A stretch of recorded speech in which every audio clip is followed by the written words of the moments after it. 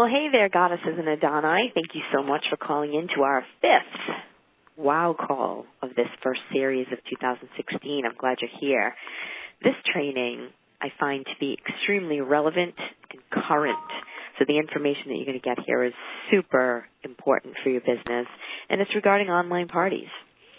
This is Julianne Jones' specialty, her most popular training that attracts thousands of listeners whenever she does it. And you're about to hear it for free. You're welcome. Before we launch into the learning, I'd like to take just a few moments to give some well-deserved shout-outs to some Goddesses and Adoni experiencing over-the-top success in February, especially this last weekend that we just had. Leanne Sharon, she joined Athena's in November, so just 96 days ago, she just had herself a $989 party. Returning goddess Alicia Surratt, also back for less than 100 days, had a $1,000 party over the weekend, and I loved waking up and seeing her her huge, beautiful smile on Facebook in the WOW community. Returning goddess Mandy Sudo, she had a $1,000 weekend. Awesome Adonis in Pennsylvania, Jim Kalos, $1,395 party. Way to go, Jim. Brett Palmer Halverson and Sarah Ranger rocked the party. It was a gender equality college party. They sold over $1,000 and they educated some co-eds, so that's really amazing. Christina Tecalti had a $1,000 party and a $1,600 weekend. Outstanding. Nicole Moneybags Martell, living up to her nickname when she rocked her $1,400 party this past weekend and had a $1,700 weekend overall. And then, of course, there's Gemma Valley, who walked into a party, and I'm guessing that her jaw dropped when she calculated those $800 in outside orders. That is amazing. And coupled with the fact that she sold $2,500 in one weekend, absolute inspiration. Way to go, Jen. $1,000 parties continue. Sunshine, Yolanda Miller had one. Katie Mahoney had one. Amy LeBrec had one, all singing their songs on the WOW page. Cynthia Fienda had an $1,100 party. Kelly Quimby had a $1,200 party. Lori Maury had a $1,377 party. And Lauren Goya, she had her highest party ever at $1,600. Jen Bardazak, she worked the ladies' night event and booked, get this number, she booked 16 parties. Yes, 16 parties in one night, and then had a $1,000 party the next night. Way to go, Jen, Phoenix Rising. Kelly and Quay, $1,587 weekend. Amazing, Quay. Paved the way, baby. And then here's a great story. Alyssa Thielen, all right, she joined Athena's at the New Hampshire Now event in November. So she's been with us for about 100 days, too. She just had a $1,300 party on Saturday and then a $2,200 party on Sunday. That's a $3,500 weekend for a new goddess. Alyssa, I know you must be a bit stunned making that much money in 2 days, but I just want you to know I'm super happy for you and very proud of you. You are absolutely an inspiration to the new Goddesses and Adoni, showing exactly what is possible. Katrina Vidal reached an epic milestone of selling $100,000 with Athena's in her very short 3-year career so far. Way to go, Katrina. You know, it's for me, it's incredible to read your posts, to listen to you sing your songs, and to see your smiles and feel your joy. So thank you to all the warriors who share their inspiring success stories. You uplift everyone in our community. You send out these incredible positive vibrations and stories of abundance. Lisa Burke, I got to tell you, I had tears in my eyes when I read the post and saw the photo in our community of your daughter trying on her prom gown.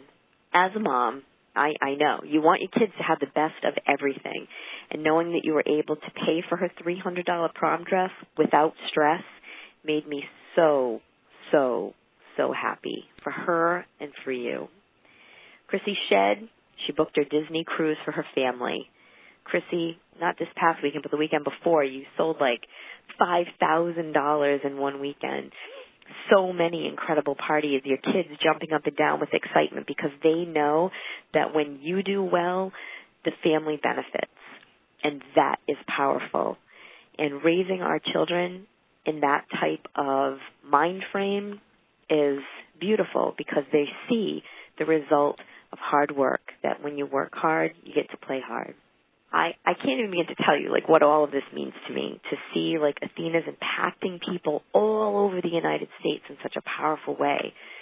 I'm truly grateful for all of you.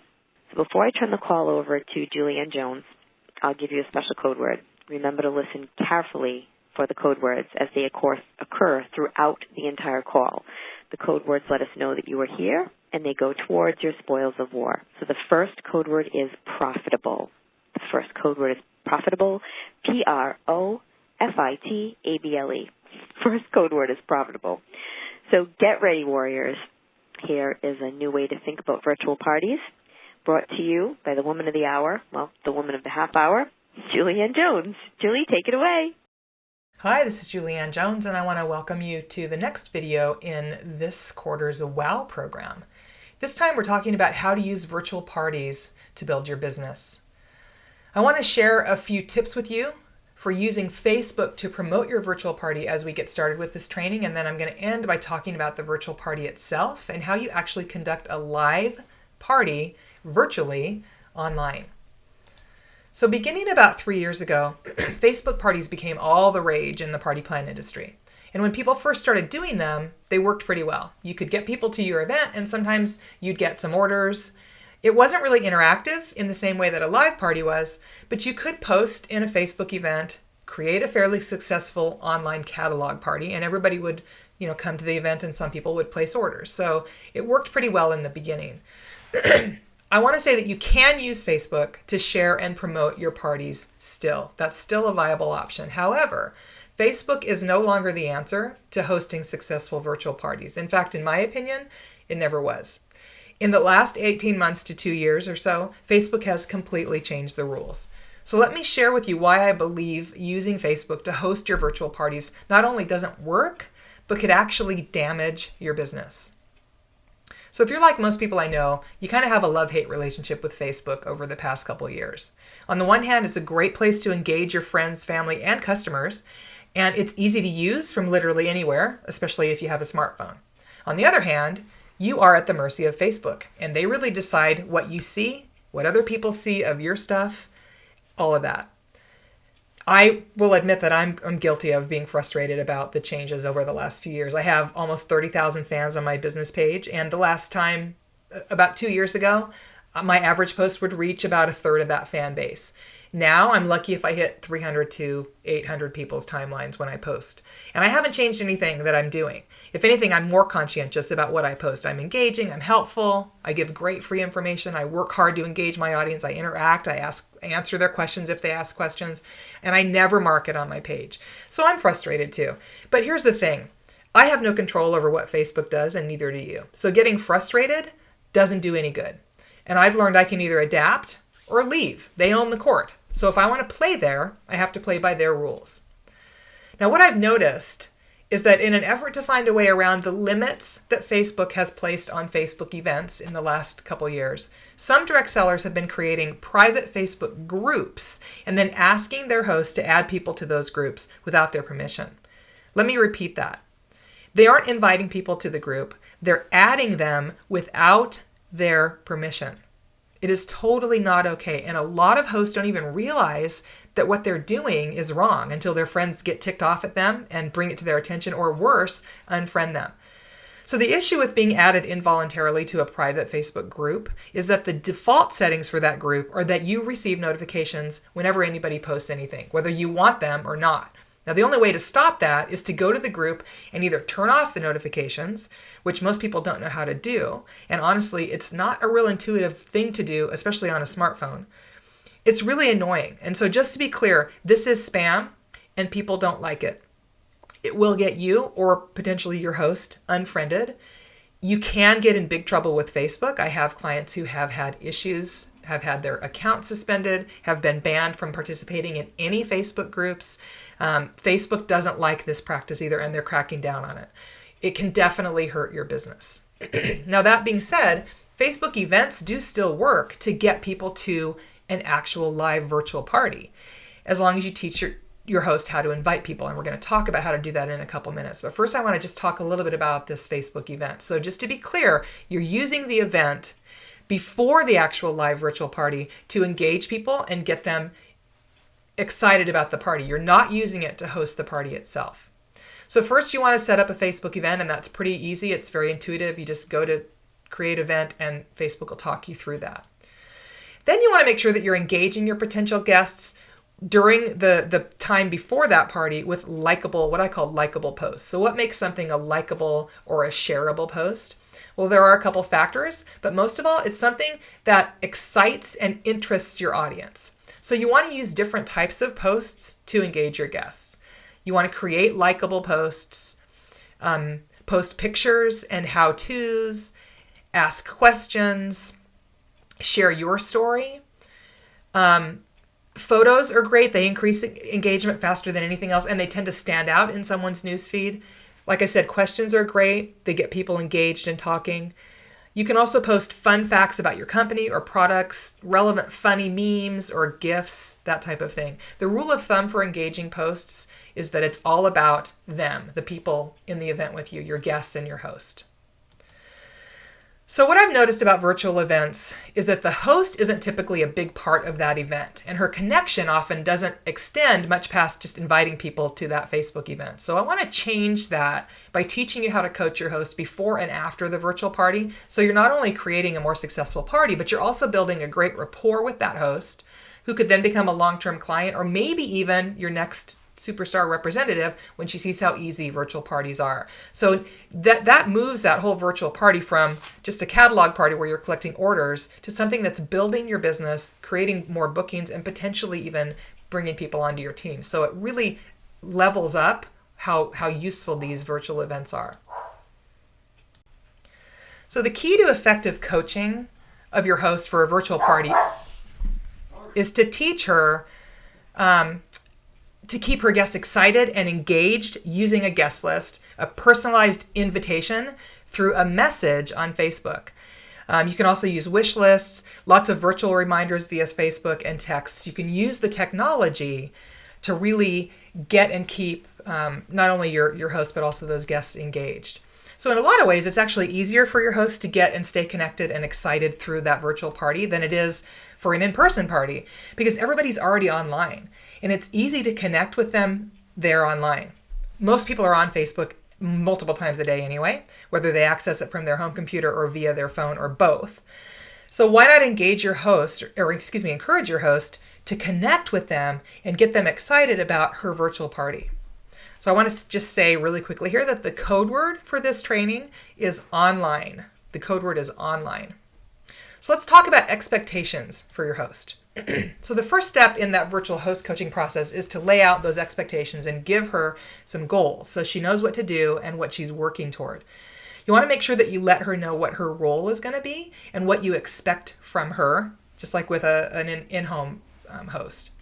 There are a couple of requirements that you're going to want to communicate. First of all, she has to choose a date and commit to be on that event live with you for that date. And remember, it's an actual live virtual party. Number two, she has to invite her guests at least a week before the live event through that Facebook event, through private Facebook messages, email, and even text if possible. And number three, she has to be active in that group or event, posting and connecting with guests and sending reminders at least a couple times a week prior to that event. Now, if she's not willing to participate at that level, the virtual party probably is not going to be very successful, and it's definitely going to feel like a waste of your time. So it's her party. She has to be invested. And virtual parties, I think, are easier for hosts, but they do still require some work and some commitment on their part. Now, I want to talk about the guest list and how you help that host select the friends that she wants to invite to that party. So the industry standard is to invite 100 friends. Now, I don't know who came up with that. We're talking about a virtual party here. Not sure who came up with that, but that does really seem very unrealistic to me. I'm not sure about you. Unless you choose all of your Facebook friends, regardless of their potential level of interest in the party, it's not really probably going to work. And honestly, it's kind of a big fat no-no and something that Facebook won't even let you do anymore through events. You have to sort of pick and choose who you are inviting. And I think one of the biggest frustrations that I hear over and over again when it comes to virtual parties comes from no one responding to that Facebook event, let alone attending the live virtual party. And there's a simple way to completely change that, and a great rule of thumb to help your host avoid that invite everyone trap. It's really simple. You make it a rule for your host that for every single friend that she invites, she must be willing to send them a very quick personal Facebook message at least once. And I mean personal, not just copied and pasted, because FYI, Facebook is wise to that too, and that can get you in trouble. I mean just a quick personal message. It's kind of like a follow-up call for a live event.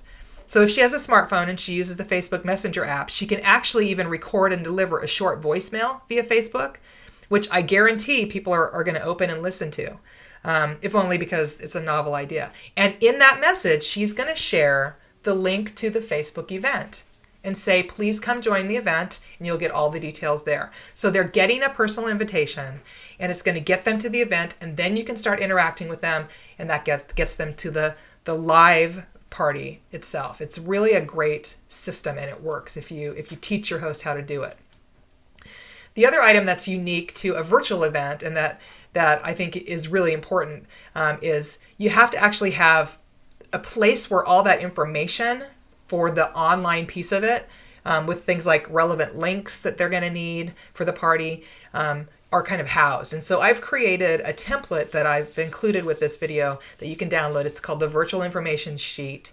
And it's a really important tool for you and your host because it puts all of the relevant links and information. So the link to your website, the link to wherever you're hosting the virtual party, which we're going to talk about in a few minutes, all of that in one place.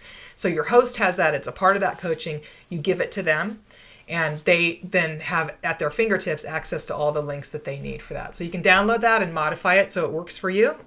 And I've done that so that you have that available to you.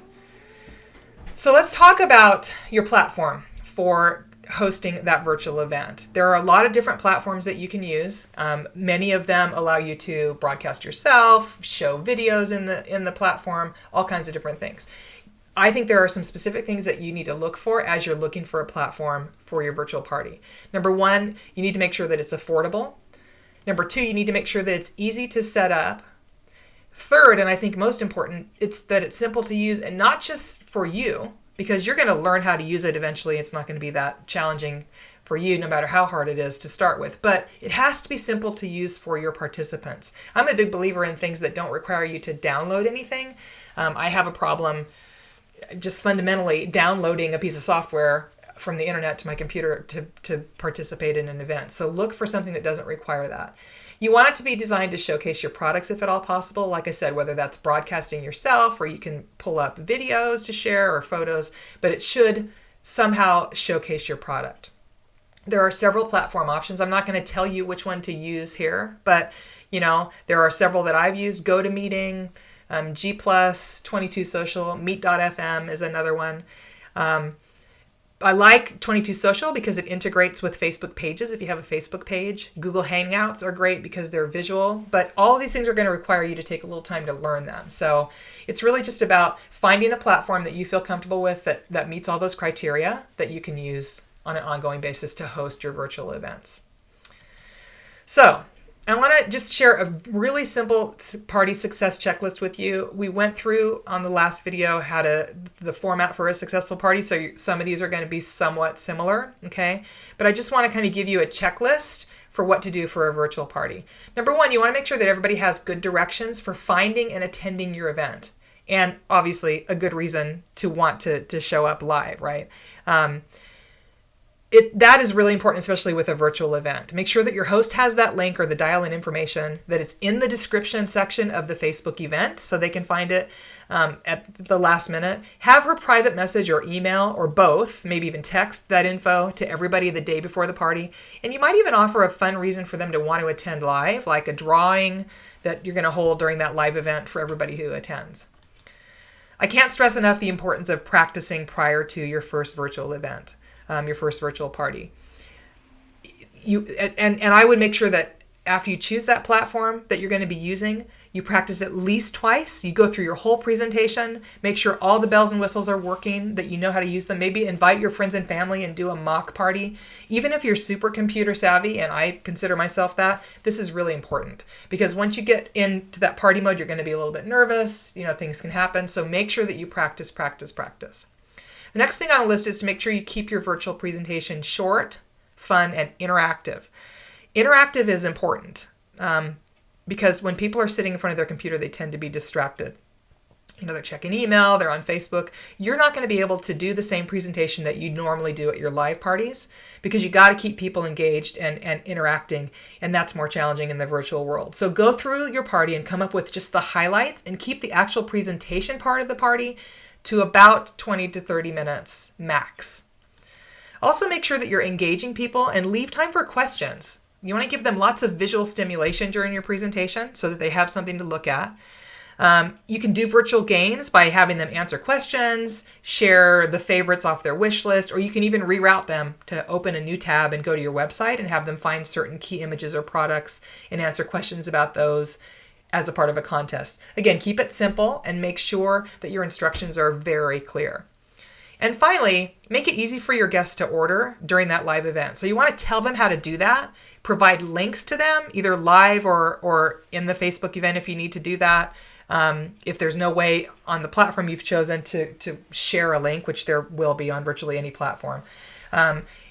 You can, if the platform has pop-ups, that works great. But make sure that there's a link to your website and to the place where they can order. You could even send that prior to the event if you need to do that. Bottom line, you want to make it easy for them to order. So that's my checklist for a successful virtual party. Let's talk a little bit. We're going to wrap up by talking about follow-up, okay? And 2 simple things that you can do after the party to leverage the leads from that party and ramp up your business results. So lead generation is a key component to any successful direct sales business. And with this online party, without even leaving the comfort of your own home, you've created a new lead generation machine. So now it's time to rev up that machine. You have to keep it going. And that really is that's where stellar follow-up comes in. There's nothing worse than sitting at your desk with a stack of cold leads staring you in the face. And the beautiful thing about a virtual party is those leads that you get from that online event are hot leads. And you want to act on them immediately or they're going to turn cold. So first of all, use Facebook to increase engagement and provide value to the guests and the hosts who attended. And make sure that everybody who was invited has the link to your business page and your your personal profile, wherever it is that you connect with people online. Might be Twitter, might be if you have a Pinterest account. Make sure they have all those links so that they can get connected with you, because that's what it's all about. So what do you want as a result of your online event? Well, sales is one thing, but you also would love to have more bookings and recruit leads, right? So the best way to get what you want is to post the rewards that the host received from her party in that Facebook event for everybody who's connected to it to see. Let everybody know exactly what she earned and what she chose. And make sure that you mention how easy and fun that event was. You can also thank everyone for attending and let them know that you'll be personally reaching out to them. And then you have to make sure that you do that. Reach out and make that connection. Hold yourself accountable. Put it on your calendar and then follow through. Because if you don't do that, then you've wasted those leads. I love especially Facebook. And the beautiful thing about Facebook is it's easy to follow up, or really any social media. You post a thank you post on their wall. Anybody who attended, also on the host wall. Private messages are easy to send, and you send those to everybody who ordered and invite them to friend you, give them the links to your fan page or your personal profile. You can even leave a voicemail, like I said earlier, through your smartphone. If you have the Messenger app, it's really simple. You just open it up and there's a little microphone at the bottom. Invest a few hours here and it'll pay huge dividends. So I want to review very quickly the 5 steps to virtual party success. Number 1, you want to promote your virtual party, and you can do that using a Facebook event and social media to get people engaged and involved before the party. Work with your host to make sure that she knows how to do that as well, that she's working with you, that she's engaging people and invested in the party. Set up your virtual platform, and that's going to take some time. You're going to probably need to do some research. Make sure you find one that you like, that works for you, and then learn how to use it. Create an experience during that actual live party that engages your guests, gets them there, gets them having fun, gets them ordering. And then finally, follow up with them when it's all said and done, start building that virtual relationship with those clients so that going forward, you're actually creating those relationships that will feed your business. Thanks so much. I hope you learned something today, and I'm looking forward to our next time together. Have a great day. As always, Julie, I am so grateful for you and the way you give so generously and teach the Goddesses and Adoni how to be even better than they were a week before. I appreciate this training because, it had an easy to understand flow. It was easy to absorb what you were saying. I love the piece about setting expectations with your hosts and hostesses. So important to ensure success. It's not really that much different than a home party. You and the host or hostess are totally in a partnership for success. You have to work together. It's also refreshing to hear that you shouldn't just add people to groups or events without inviting them first. I personally don't want to be dumped into an event with 800 people that I have no interest in. Totally impersonal. And it's really good to know that there are other options and platforms besides Facebook that you can work with for virtual parties if Facebook is frustrating you. So what was your aha moment on this call? Please share it with me in your aha moments when you submit your code words. So your next chance to utilize the amazing tips and business building techniques that Julianne Jones has shared with us is next Tuesday during the March Booking Blitz. Tax return season is upon us. Talia Kocha posted in the WOW community. Can you feel it? Tax return season is here. People are more likely to buy products, to become goddesses and Adoni when they have some extra cash floating around. So, here's something interesting. You would think that February is like our biggest month of the year, but truly March is always bigger and more profitable than February. Why? Because of the momentum that was created by Valentine's Day. When you go out and do your Valentine's Day parties, people are psyched, they're excited, they want to book their own, so they book in March. So that's why March is just such an amazing month to host parties, that coupled with the tax return season, and you've got a recipe for absolute success. So the March Blitz is ideal to reach out to all the clients who have expressed interest in booking with you. So go through your who you know list, go through your slips, go through your customer care forms, go through all the forms from the last bridal show or women's event that you did, and get on the phone. The $100 shopping spree that Athena's offers is another great tantalizing offer that you have for them. Spring is coming. It's a good season to have a party. And, truly, the busy spring leads to a busy summer. So if you want to keep the momentum going and growing in your business, you have to keep reaching out to your clients and offering your services. And the Blitz is a WOW requirement to get your maximum spoils of war. So make sure that you're part of it. It's going to be epic. I just can't even wait to see what happens as a result of this Blitz, because the February Blitz was so over-the-top successful. So thank you for being part of it. Okay, it's time to give you the final code word and the instructions to submit it.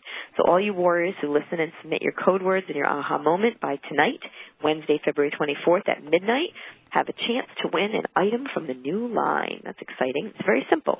Open your email, the one that you received that contained the link with this call, and fill in the digital form. Super easy. I also posted the form in the WOW community, so if you didn't get the email, you can find it there easy. So you can't listen right away? That's okay, too. You have till 11:59 p.m. on Friday, February 26th to complete and submit the Google Docs survey. By submitting the information, you will receive credit for WOW. Super easy. So now, here's the final code word that you've been waiting for, and it's parties, P-A-R-T-I-E-S. The final code word is parties, P-A-R-T-I-E-S. So thanks so much to our guest speaker, Julianne Jones, and to all of you who took the time out of your busy life to listen to this call. Julie will be back on Wednesday, March 2nd to talk about social media and you. And oh my gosh, that's our last call of this session. Can you believe it? And what a wonderful session it's been, right? So would you like me to bring Julianne back for the summer session? I'd love to hear your feedback in the WOW community. So far, I've received nothing but positive feedback about Julie. I'd love to hear what you have to say. So thanks for being present on this call. I appreciate you. I'm wishing you another great weekend, overflowing with profitable parties and lots of happiness. Let's finish February strong. Good night, and Goddess bless.